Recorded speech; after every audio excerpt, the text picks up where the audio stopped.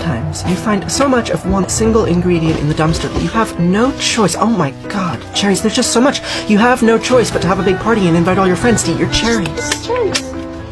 They're just so good. So, when I saw these cherries, against my better judgment, I took them all.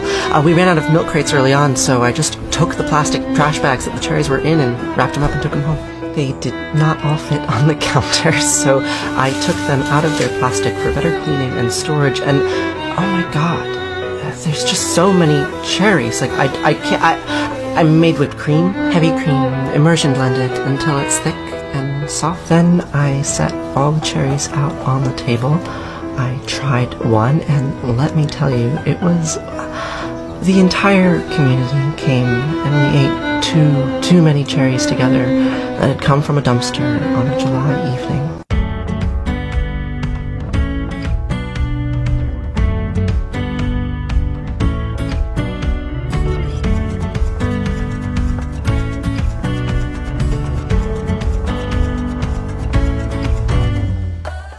First see just how much food can be found in the dumpster. Often people say, oh, those terrible corporations, why don't they donate it all? But food ends up in a dumpster for many reasons, and it's usually not because of negligence or greed. These bananas are spotting. They won't last more than a few days on the counter, so they need to be processed. Today, we're going to dehydrate these otherwise useless strawberries. The mushiest ones are sorted from the rest, and then they're cleaned and cut in half and set on trays. Then they're dehydrated at 135 degrees. The same goes for these bananas. The flesh is bruised in places. It won't last long, but once it's dehydrated, it can become a higher quality food. Bananas take about 2 days to dehydrate, but strawberries just 12 hours. So we will jar them up and then a couple days later do the same to the bananas. Food like this just couldn't be donated to the homeless. Grocery stores can't do the kind of processing we can do in a community kitchen. Waste is built into our society, and I live here as best I can. Only difference between a dumpster full of rotting potatoes and a platter overflowing with latkes is work and intention. The dumpster potatoes need to be washed and the rotten ones removed.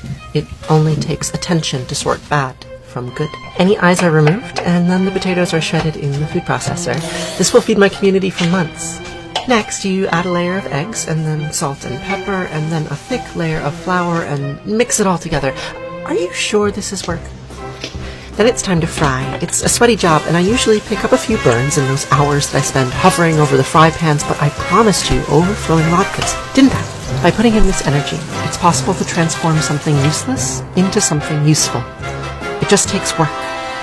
After hopping into a dumpster, you will not look at food the same way again.